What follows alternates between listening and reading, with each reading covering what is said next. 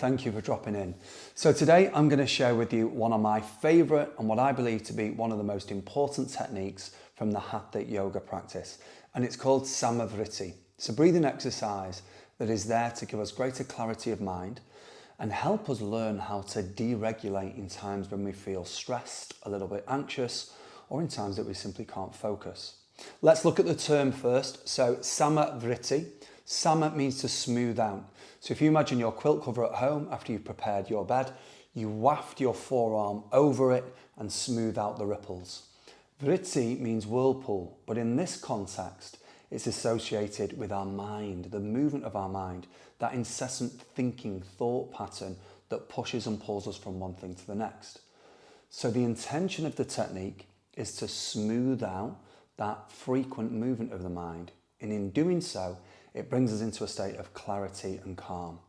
Now, this is a technique that is accessible to absolutely everyone, and it's one that helps us consciously and intentionally move from a state of stress or anxiety or nervousness into a state of peaceful focus.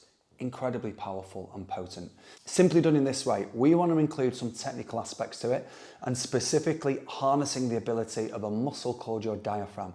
This is one of the most important muscles within our body, and it's the primary muscle used in helping us breathe better. Now that's important because the way in which we breathe influences how our mind is interpreting the world, and largely starts to determine whether we feel relaxed and peaceful or anxious and agitated. So I want you to do this. Come to the stomach, find the fleshy part of your stomach, come out to the side, and then as you start to work your way upwards, you're going to start to notice where your rib cage begins. That's where we want to place our hands. So not here on the abdomen of the navel. Let's come out to the side and let's just place our hands over those bottom 2 or 3 ribs, and then firmly press in. Keep your hands as they are, but notice what I'm doing with my hands. I'm pressing them inwardly. Not towards my body necessarily, but inwardly. And then what I want you to do is to seal the lips and breathe into where your hands are placed. So you feel your hands move away from one another slowly. After a brief pause, exhale from this same place and start to feel your hands come closer together. Now, if you can feel this good degree of movement of your hands separating on an inhale, coming together on an exhale, that's a good indication you're using your diaphragm better, breathing better, and signaling to your body it's time to relax. The second component is to slow the breath down. The third component is to balance the inhale and the exhale. So the same length, same speed, same depth. Studies have shown that when we do this, we start to send signals from our heart to the brain and therefore to the rest of our body that we're in that calm, relaxed space. So those 3 components are really important. Breathe better using the diaphragm, breathe slowly, and then thirdly, balance the inhale and the exhale. Let's do it together now. So we're going to, again, come to the stomach, come out to the side, notice those bottom 2 or 3 ribs, okay?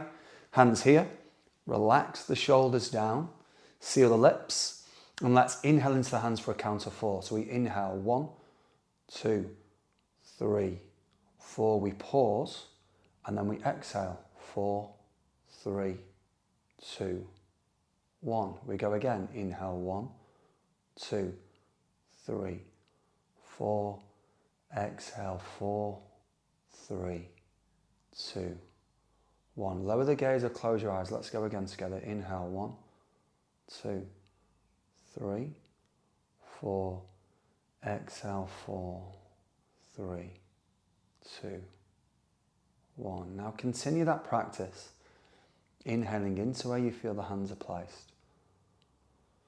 But as you continue that practice, see if you can also relax the shoulders, relax any tension in the neck.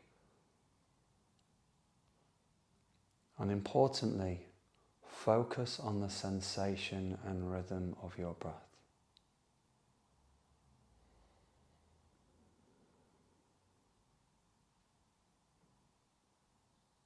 I would encourage you to continue to use an internal count. Gives your mind an extra degree of focus, something to anchor to, and it ensures the breath is balanced. Let's take one more together.